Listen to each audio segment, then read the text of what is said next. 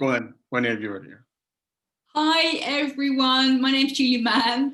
I am a professional network marketer, I'm an actor, and I'm also an EFT practitioner. And I'm absolutely delighted because today I'm joined by Karl Marriott, who is a will writer and estate planner and also a sales marketing consultant. Hi. Good morning, how are you? I'm really well, thank you. I have to point out that Karl has just removed the dog because the dog was actually snoring very loudly underneath the desk, wasn't she? She was, bless her. Yes, so I've got rid of her, chucked her out. Fantastic. Okay, so before we start talking about the businesses that you run, how about you tell us a little bit about, your journey up till now? How come you're doing what you're doing? What led you to that? So that is a long story, but I'll keep it short for you, or relatively short. So I'm 43 years old. I know, thank you, don't look it. So the grey beard gives it away, and the no hair, obviously. So I'm 43. I was raised in Gloucester.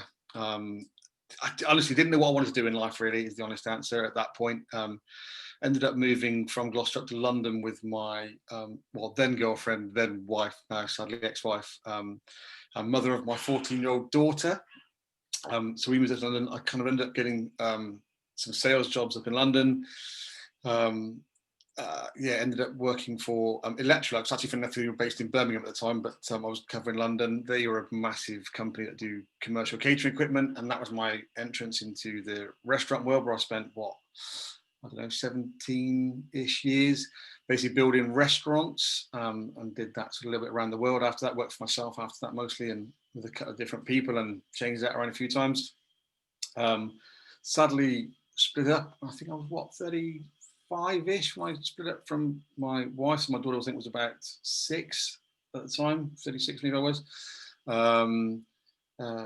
Met another young lady, spent quite a while with her, but got into self-development, actually, which is something I'd never done before, really. Obviously I was perfect before that. Didn't need self-development, I was absolutely fine. But yeah, actually I really got into it and really kind of learnt things that I never even thought about, actually, is the honest answer. And then kind of have carried that on now. I did my NLP training, which I really enjoyed, but never not to be a coach. Didn't particularly want to be an actual coach, but I wanted to learn it partly from sort of the sales and marketing perspective that it comes into. And then actually, a couple of years ago, I learned to write wills, which is a completely different thing altogether. So I'm sure I'll come into it a little bit, but there's a bit of stability in certain things, actually, and I wanted something that was a bit more stable in a daily basis for my own personal kind of requirements, I guess. I knew I could foresee a pandemic. I could foresee that everyone would be worried about dying 2020. I wish, otherwise I'd have actually set it up a little bit before that and got going. But anyway, that's another story. Basically kind of learned through that. But alongside that, I've always been doing sort of some property stuff, buying and selling a little bit of land and doing some uplift on planning permissions, that kind of thing as well. So I've always done that a bit in the background. So now I'm kind of doing the two a little bit alongside each other, really. Obviously, the regular stuff is the wills, but the land stuff, when it comes in, can give you a bit of a lump of money, which is quite nice. So it's quite nice to have that at the moment. So does that kind of cover it for now? Yes, I think it does, thank you. Okay. So one of the things I know about you, Karl, is that you are really great with people. Thank you. Okay. You talked about the NLP and all the other skills that you learned in the personal development, but have you always been good with people? Have your communication skills always been good? I say yes in a slightly arrogant way. No, it's the only thing I could ever do, really. So going back very young, sadly my dad died when I was very young. But one of the few memories I have is me and my dad going out, and I was probably, I don't know, maybe 3, so probably not in a pram, just about. I don't know exactly, but I remember. I used to smile at all the women in the queues at the shops and things. So my dad always used to quite like it because I would start conversations with people. So it's just a thing. So I think it started from being from there, and effectively the only thing I could ever do growing up was talk. I've got 3 older sisters in effect. So I've always had to be able to talk my way out of probably being the youngest and the only boy. And then above that, yeah, I worked security. I worked nightclub doors for years, and I'm quite a big guy, but I'm not wasn't the biggest guy. So I used to use my kind of verbal skills to kind of calm trouble down, really, rather than actually, you know, get into the middle of fights if I could help it. Too pretty to get hit, me. So yeah, I think that's all I can do. And I went straight into sales jobs because, again, that was the only, that was the only course I could really see. So I think I was genuinely, yeah, it was, yeah, it was the only thing I really knew how to do reasonably naturally, but I had no science behind it at all. And funny enough, actually, I did a basic NLP sales course actually when I was actually with Electrolux back in, wow, what was that? Probably 2002, something like that, I guess. And I didn't realize what it was, if that makes sense. It was just a sales course back then. Yeah, and then when I sort of looked into it again as a bit older, and did the NLP again properly, obviously it was a much more personal side of it. But yeah, it's so interesting. It's so amazing to understand some of the science behind some of the things I was doing naturally, but then actually having to put that together and then work out what I was sort of not necessarily doing wrong, but the things I could do better, I guess. Great. Well, we'll come back to the NLP, but tell us now about your property business. You've talked a little bit about it, but what is it that you actually do? That's a very good question. It's almost anything to a certain extent. So, I was a project manager building commercial buildings, restaurants predominantly. So I've always had a bit of a good understanding of what happens in the, in that building sector. And I didn't want to be just a basic landlord either. I don't just want to have property. You see all these, people currently who just sort of, buy to lets and that very quickly turn over. And that didn't really interest me particularly. But the design, the planning kind of things does. So actually, yeah, so I ended up getting into sort of land acquisition. It's a combination of some land with planning permission, some without. And if it hasn't got it, we try and get the uplift on it, because obviously that's where the biggest profits are.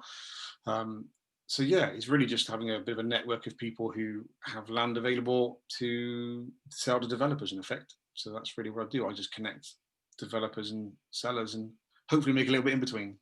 That's the plan. Yeah. Okay, so you did mention Millie. Yes. And I know she's an absolutely lovely young girl. And obviously you're doing two different things. So how do you manage to juggle doing two different businesses and seeing Millie? Interesting. Yeah. So Amelia, as she mostly likes to be called, only friends get to call her Millie. Actually, most of her friends call her Amelia, funny enough. But yeah, we always called her Millie. Yeah, so obviously I'm divorced from her mum, so I have her every other weekend and every Wednesday night. So yeah, I see her a fair amount. Obviously, with lockdown this year, it's been difficult. Actually, no, not difficult. Actually, it's been better because we've been home, so I've had a week on, week off throughout the year. So this year's been a different year, I should say. But prior to that, I think, again, it probably sounds awful. Actually, I'm going to make myself into, but you actually get to spend concentrated periods of time with her. So actually, when you're at home, sometimes I think you take it for granted, and the kids just there or in the background, or in my case, just one daughter. But when she's here, yeah, you spend a bit more concentrated time with her. So it's a really nice thing, actually, if I'm honest, in the way we try and do it. I'd love to see her more. But yeah, but that's like I said, with lockdown in particular, it did get difficult because I was working and she was supposed to be doing schoolwork. So it does get a little bit stressed at some certain points in that. But and she's 14, she's coming into that age where, she hates everyone. Bless her. So, yeah, we do get on well, and yeah, we spend some good time together, much nicer. We have as much fun as we can, and I try not to work too much when she's here, so I try and avoid it.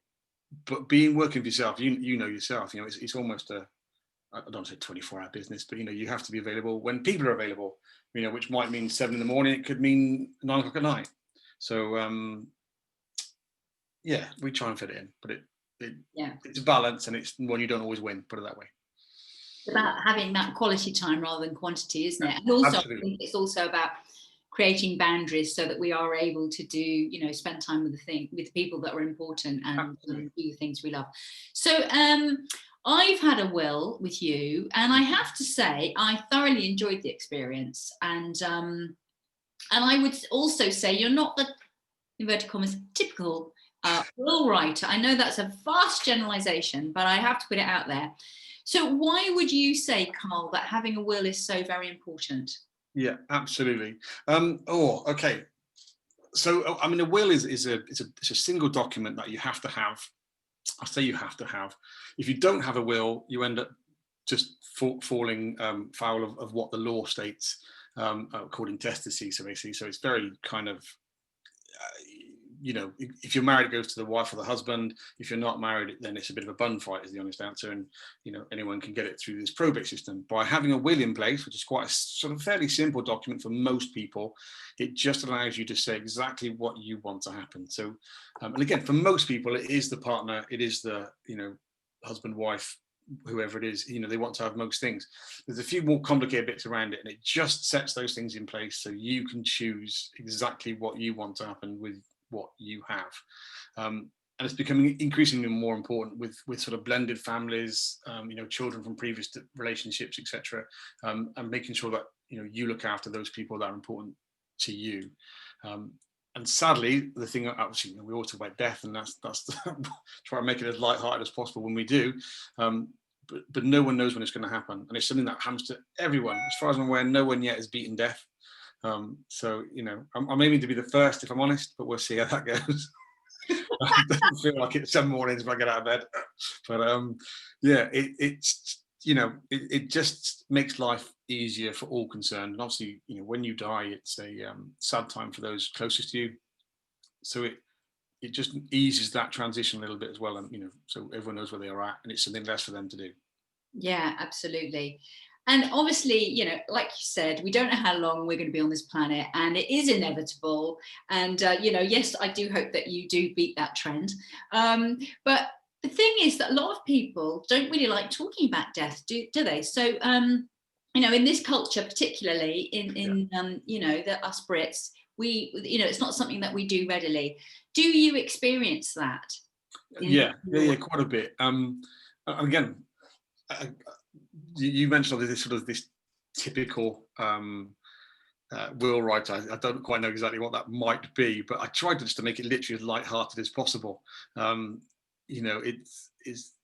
don't want to talk about it, and it is sadly talking about them dying. And actually, even worse than that, I have to go further than that, and not only think about them dying on their own, is possibly them and their partner, if it's they're a couple dying together. And then I also have to cover the options, because most people then leave it to children. If they've got children, I have to then cope with talking about, sadly, the possibility that they all might die in a single accident or something. So it's not quite so bad talking about yourself dying, it's then when you start talking about your family passing away at the same time. So that's the hardest part. But people, some people are fine with it, and which I try to make it light-hearted and a little bit of sort of a joke about it almost, just try and keep it, just to get the job done in effect. But it's a really strange one. Some people just really can't cope with it at all, and sadly, there's a bit of a trend, I guess, as you get older, the sort of the older the clients, they either goes one way, they're either completely fine with it and really happy to do it, or they kind of can't deal with it at all, really don't want to deal with it. So it's generally a split either way as they get a bit older. So that's always quite an interesting conversation, and trying to steer people down the right path, or the best path for them. Yeah. So what makes your will and estate planning service different from the rest, Karl? I think me. No. It's that approach. I think is the approach that although it's a very serious thing, you don't have to achieve. You don't have to take that journey in the most serious way. You can get to it by making it simpler and more lighthearted, and just discussing those real options, and allowing people to take the time. So again, I suppose the end result, there's a obviously a fair number of wheel riders out there, etc. The end result is fairly similar, but I think just it's the way we get to it, it's the way we approach the people and talk to clients. There's no pressure. Obviously, there's a lot of other things that people should have, and that above wheels. And that leads in towards things like various insurances, funeral plans, LPAs, lasting power of attorneys, those kind of things that people should think about putting in place. And we discuss those with them. There's sort of no pressure, to take them. And we want our clients for life, is the bottom line, and a little bit longer, really, that little bit afterwards. So yeah, it's really about trying to sort of make them understand they don't have to have everything now. We can bring things in as it goes down the line, and want to keep them for life. So it's that customer service, I guess. That's so important, isn't it? And actually, I really felt valued when you did my will. You made it really simple for me to understand. I mean, I don't want to, I want it to be easy. And it was obvious that you really wanted the best for me. And, like you say, that's a really important thing. I'm really grateful you left everything to me, though, Julie. So that's really nice. Thank you very much. Yeah. Okay, so you touched on NLP, neuro-linguistic programming. So I want you to give me an example, if you can, of how it helped you professionally and also how it's helped you personally. Have you got examples? Oh, blimey. A specific example. I mean, could you explain it first, actually? Because there might be some people that don't know what NLP is. Oh, yeah. I should have looked up the exact definition, didn't I, really? And should have just said that verbatim. So NLP, neuro-linguistic programming, is simply the understanding of words, linguistics, and how they affect us during various situations, I guess. So speech, what the words you hear are only one thing. It's how you say it as well, and then it's how your brain interprets that and what your brain does with that information. So it's the way you can actually increase your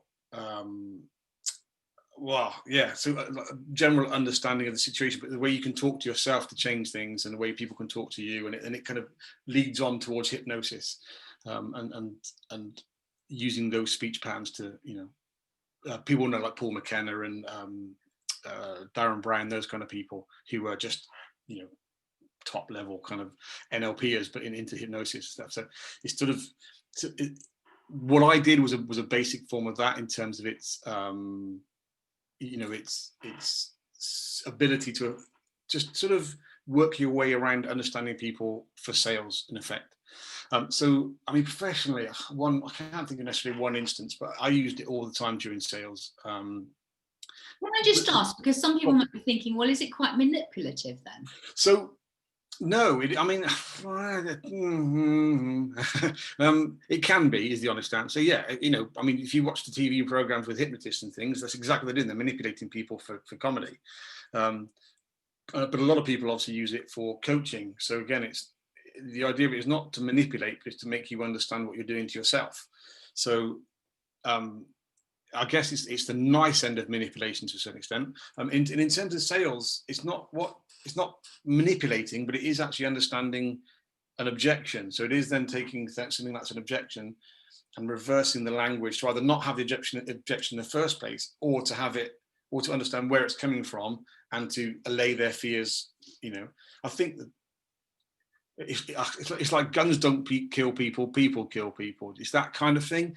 Anything can be used wrong, but I think most people tend to use it kind of correctly. But any sales pitch you've had, particularly the telephone salespeople who've been trained to very much give a speech, that is kind of an NLP pattern to make you, to get you to say yes, to get you to say yes is the bottom line. So I don't want to say it is, but some people can use it in that way, but it's not really. And I think if you have integrity, then the answer is no. I try to have integrity with the sales I do. Yeah. Yeah. And when it comes to your personal life, how has NLP benefited you? Okay, that's an interesting one. We were having a brief conversation beforehand about a few things, not in this interview, but because we're friends, we talk a lot. It's quite an odd one in that it makes you see. I did know self-development beforehand, so it makes you see the things that are important to you, which I didn't believe were important at the time. So the things that were my kind of, again, I didn't really have any goals, but the things I was aiming towards, I used to earn pretty good money and do all those things.